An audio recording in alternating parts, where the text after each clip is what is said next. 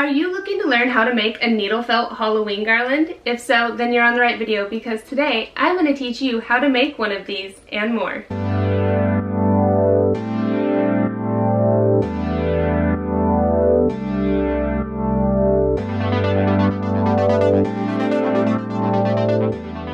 Hi everyone and welcome to today's video, how to make a needle felt Halloween garland. My name is Iceland and on this channel, Snowflake Forest Felting, I share needle felting videos, have needle felting tutorials like this one, and share product reviews from time to time. So if you're new and this interests you, please consider subscribing. And if you want to know more about anything you see here on this channel, be sure and check the links down in the description below this video or leave a comment. I'd love to connect with you there. Now, to begin, I'm going to show you everything you need to make one of these. You're going to need your needle felting needles of your choice. These are the two that I'll be working with. A fabric tape measure, a pair of scissors, and if the tip is curved, that is better. A surface protector. These foam pads work the best. And you can see I like to use two different ones, one for white and one for colors. Some string for your garland, and this is the stuff that I like to use. And then at the ends you can just tie knots, or if you have any tags or something you'd like to add onto the end, you'll need those as well. I like to use these wooden ones that I had made that say Snowflake Forest. Again, that's optional and you can just tie a knot at the end if you'd like. You're also going to need a doll needle and a paintbrush or a small wood rod to make the pumpkin tendril and a sink with running water. And then you're going to need the color of wool for the items that you plan to make. Black for the bat, white and black for the ghost, and then an orange for your pumpkin, and you can do two different colors of brown for the vine and the stem, and then a green for the leaf. And then your candy corn, you're going to need the white, orange, and yellow. Again, you guys, I'll have all this linked down in the description below and you can check out more there. Now, let's get to felting. So really quick here before we get started, the first item we'll be making is the candy corn, then the ghost, then the pumpkin, then the bat. So if you just want to learn how to make one of these items, you can scroll to that part in the video. And if you want to change any of these items out for maybe like a felted ball, I have that video linked down in the description below for you. You can learn how to make those there. Just have fun with this and make it however you want. Alright, now let's get to making these. To begin, get out your needle felting needle, and then you're going to get the colors for your candy corn. For a little reference, this candy corn is 2 inches in size, so you're not going to need a lot of wool to make this. Probably need a little bit more white than that. And that looks like a good amount of orange. If you start small, you can always add more as you go. Take your yellow and kind of roll it into a long oval shape. Begin to felt it just a little bit, just by piercing the wool with your needle, like so. Then you're going to want to do the same with your orange and begin to add it to the yellow. This is going to be one solid piece. The orange will go through the yellow just a little bit, that's okay. You want to flip it back and forth and felt it from all angles. And you'll want to begin to make the orange more narrow at the point, where we will add some white on. So felting straight up and down like so is best for doing this, so you don't mess your colors while felting it too much. There we go. So your candy corn should probably look a little something like this, and that's okay. You're just going to need to continue felting it and be super patient, and while you're felting, keep rolling it and shaping it so it'll look like a candy corn.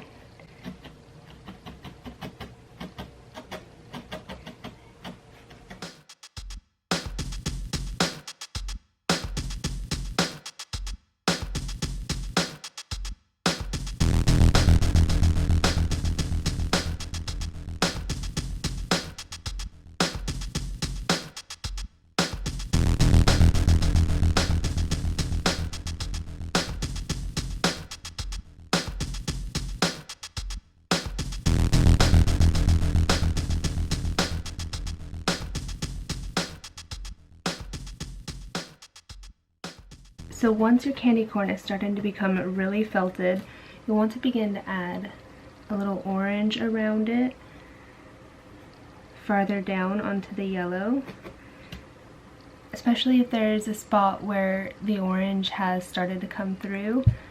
Kind of make it more of a straight line. And if there's any spots that aren't very smooth and need a little more wool, you can go ahead and add that. There you can see that helps make it look more like a candy corn. And it helps separate the colors better. Just continue until your candy corn is completely felted.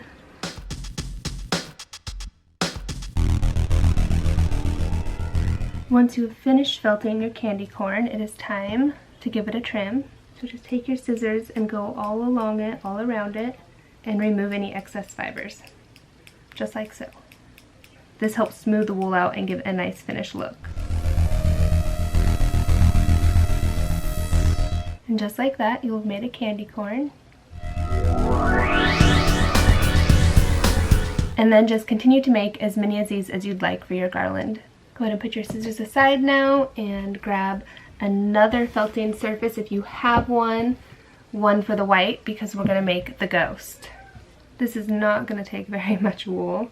For reference as well, for this one, it is about 2 inches in size as well. So this is pretty much just one piece, but we'll attach the little ghost arms as we go.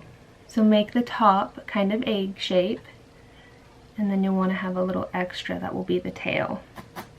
Begin felting it as well, and as you do that, shape it. Get the wool holding some shape here. And then get 2 little pieces for the sides, and we'll felt those on as well here. Just about halfway up on the top, like so. You want it to have some points, so it helps if you roll it a little bit on each ends between your fingers. And you'll do the same with this. And this is going to be hard to get the tail to keep the shape, but if you just continue felting it from all angles, it will eventually take 2. And if we need to add wool, you can do so, or even cut away if you get too much. You can already see I need a little more wool here in the front. And then just continue felting your ghost until it comes into the ghost shape that you want. You might want to do something different with the tails for each ghost if you're making multiple ghosts, or you can make them all look the same. You could even change up their faces. Just have fun with it.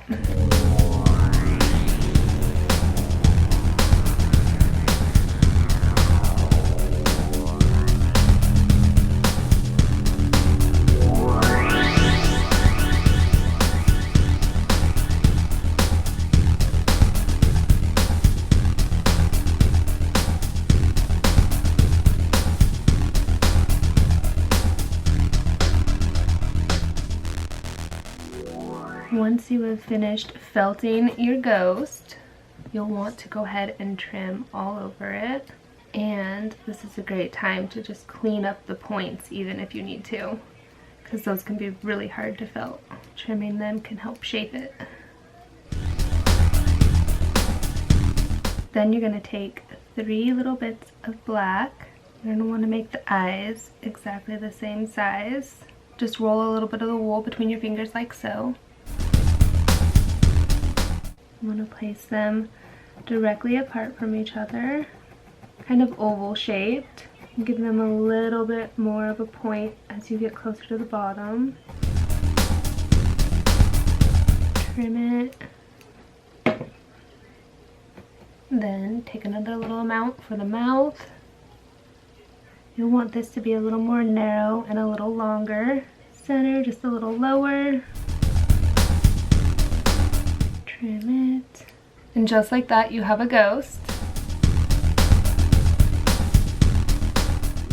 And then you can make as many of these as you want. Go ahead and get your other surface protector, needle, and now it's time to make the pumpkin. And my orange spot here. This pumpkin is about 1.5 inches in height, including the stem and the leaf, and is just over 1 inch. So to begin, take your orange wool. You'll want to felt it into a little bit of a ball.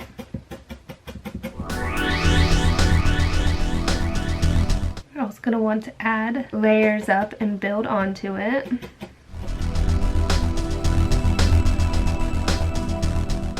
And then as you're felting your pumpkin, you're going to want to make the spines in it as you go. These lines right here. So you're going to do that of 2 ways. The first one by making the line, and I try to do like 7 pieces or pie slices. I don't do 6 and I don't do 8 on this size of one. You can do yours however many you'd like it to have, or whatever you think looks best. And you can even make your pumpkins perfectly round or misshaped, lighter orange, darker orange. So then, to help you build up on the spines, take a little bit of the wool, kind of roll it a little bit but not too much, a little thicker towards the center, and then pin it on each end, and as you go, felt lines on each side of it. So then it'll create kind of a poof, like so. And you can continue to do this all around. So I'm gonna add 7 of them. You don't wanna get flat and smashed, so you'll have to keep working on it to make it round while you felt. So just continue this all the way around and until your pumpkin is completely felted.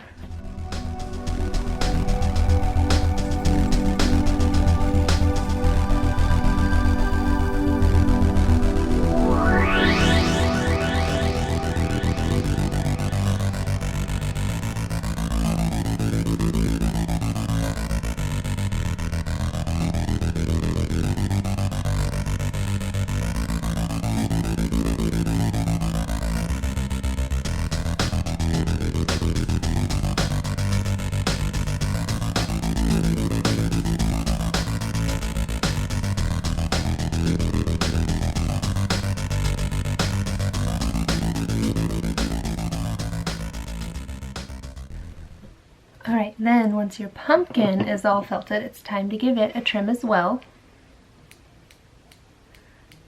Remove all those excess fibers.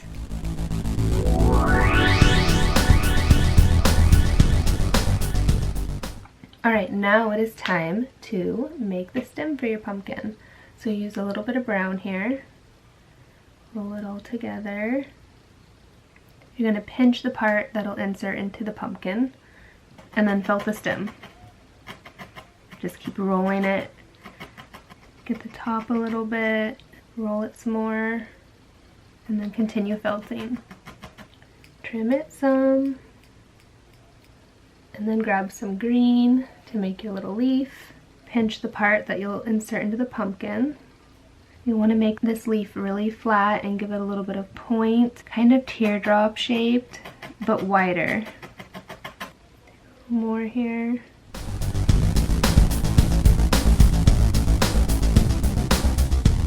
Flip your leaf back and forth multiple times to felt it. If it's really hard for you to shape the leaf, once you get done felting it, you can trim the leaf shape out of it.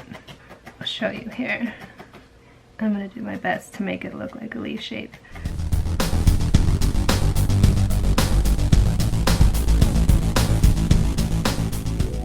Put it like that, and then trim.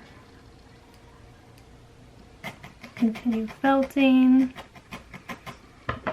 Give it a trim again. Then you can grab your pumpkin and your stem and we'll put them on. I want this directly centered on the top of your pumpkin. Felt it down in like so. Attach the leaf right next to it.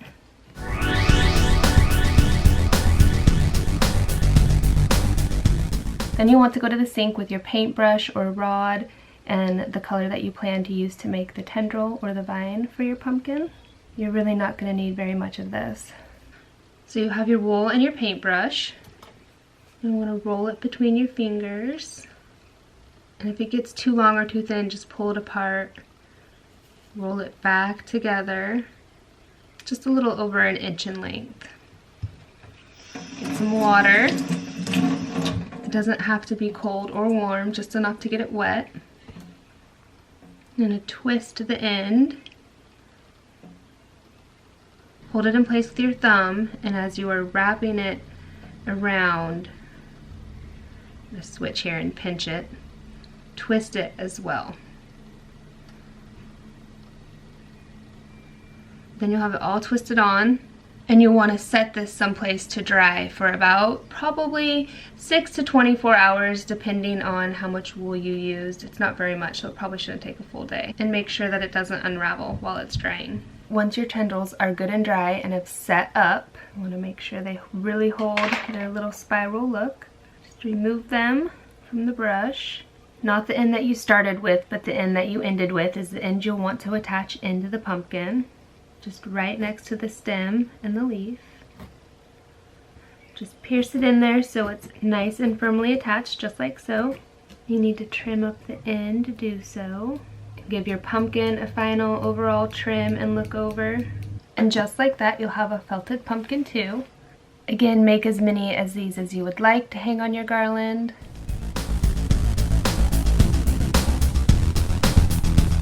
And now it is time to make your bat. So you're going to need some black.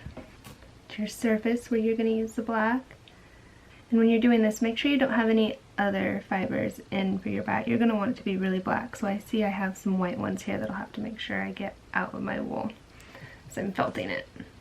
Show you the size of the bat here. This bat is just over 3 inches in length, and the body is just 1 inch in size. We're going to make it in 5 different parts: the body, the ears, and the wings. To begin, you'll make your body teardrop shaped, truly like an upside down raindrop. You want to felt the tail all completely too, and then just continue this until your bat body is completely felted.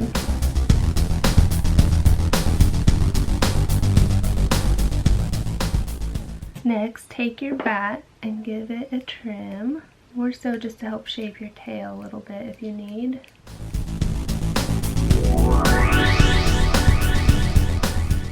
Should have a little body that looks like that, and then you can work on the wings. So these are going to want pretty flat, and the best way to do this is begin just making a moon shape or a little bit of a triangle. You will want the wings to arch some, and then we'll create the points here after we get the wing felted a little bit more. You'll want both wings to look exactly the same. So get the second wing started. So just continue felting these until they are completely felted.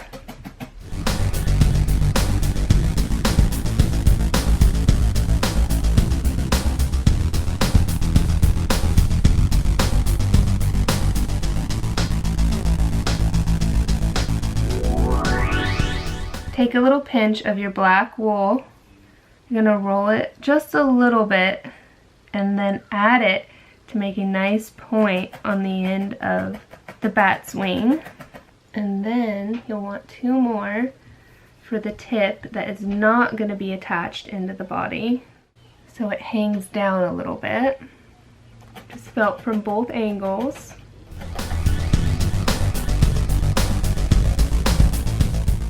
And then you're going to want to make 2 more on each wing.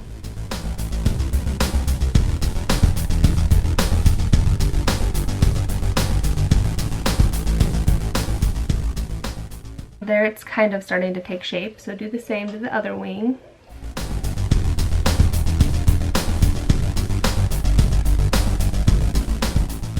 Next, you're going to want to take your scissors and begin to trim your bat wings until they look just like bat wings, and do any more felting that you may need.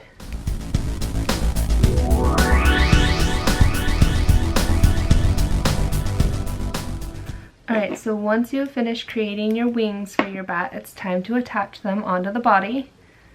So take a little bit of the extra wool from the one corner and felt it onto each side of the bat.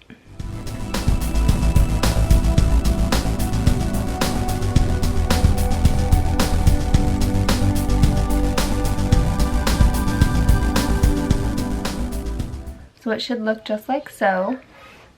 Now you're going to want to take 2 tiny amounts of wool to make the ears. Roll in between your finger a little bit.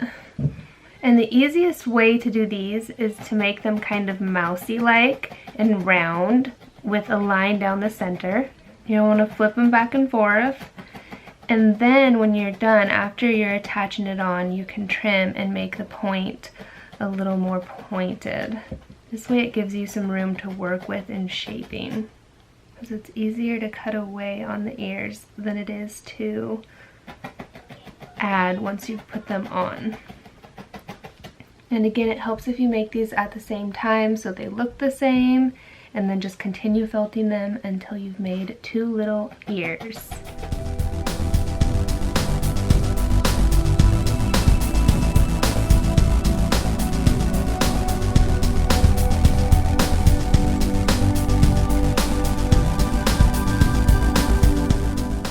Don't forget to leave the part loose on the ear so you can attach it.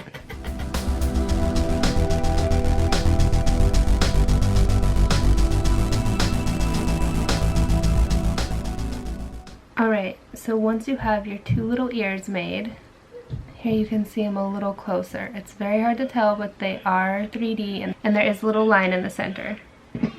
So then just attach the ear right onto the top of the head. Do the same to the other one. There you can see they're pretty big. So I'm going to felt and pull down from the sides to help them make more pointed before I trim on them.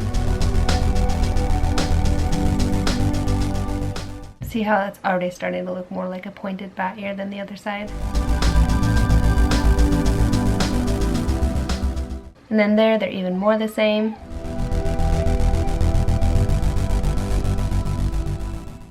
And now you'll just want to give your bat a final trim. Like I was saying, make those ears more pointed. And then you should have a bat just like that.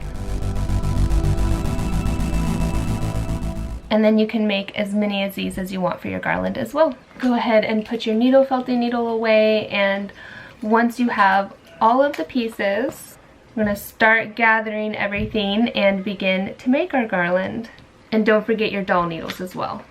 Your next step is going to be to get your string measured. The length that you'll want it will depend on the space that you have. I am cutting mine to 72 or even around 74.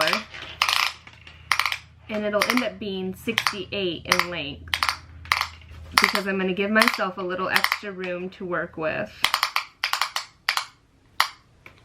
And then I can trim the ends if need be. Grab them together.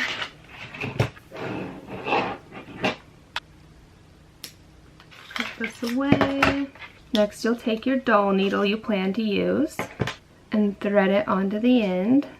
And then you'll also want to line up all of the items in the order that you're going to want to string them onto your garland. You can do them in any order you want, however many you want, however close you want, however far apart you want, just have fun with it. Then once you're done with that, you can begin stringing them on. You're going to want to be super careful when you do this part. Try to not ruin your item by like pushing or pulling on it too much. You will need to use a little bit of force here, but it shouldn't take too much pressure.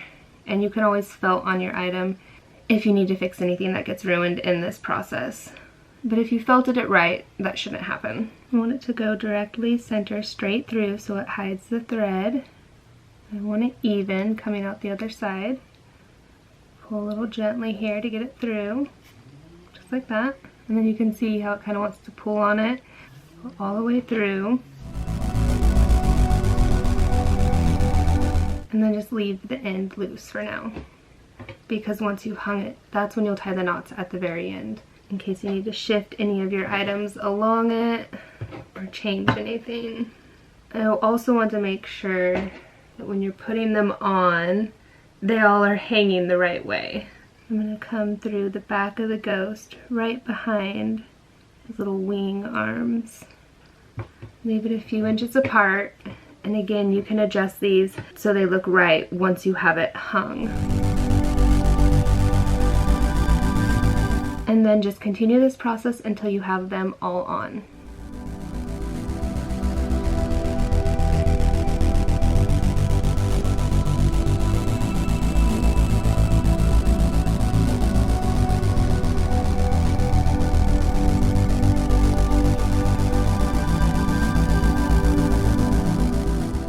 Alright, get your last item on, and then you can take it to the place you want to hang it, get all of your items all situated, and then just tie a simple knot in the end. If you have a tag to add on to the end, now is a good time to do so. Tie a couple knots here, and then trim off the extra. Get the other one added on. Trim it too.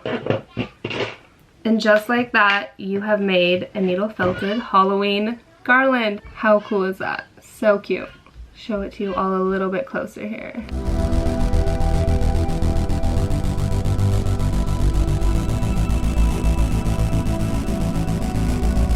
Alright, here it is, all hung up, and I wanted to show you, depending on how you'll be hanging it, you can see here mine is hung with a hook. I'm not pinning end from end. I have these sides that hang down. One thing you might need to do instead of stringing it at a table is string it in place if you can. Like this ghost and pumpkin will kind of keep it in place on the hook once you get them on. But you see here, this ghost is going up and down through his back compared to how the ghost is to the top of his head here.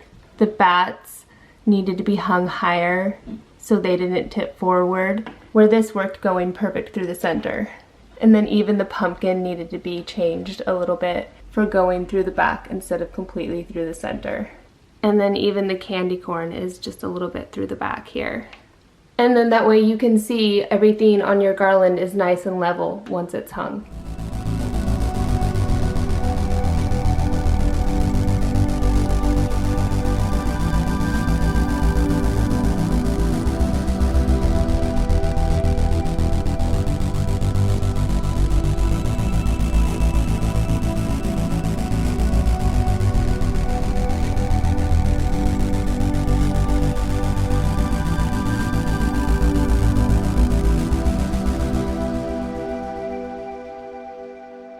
Alright, that's it. That's everything you need to know to make a needle felted Halloween garland. I hope you enjoyed this video and learned something new. If you did, please be sure and give it a thumbs up. If you haven't subscribed yet, please consider subscribing.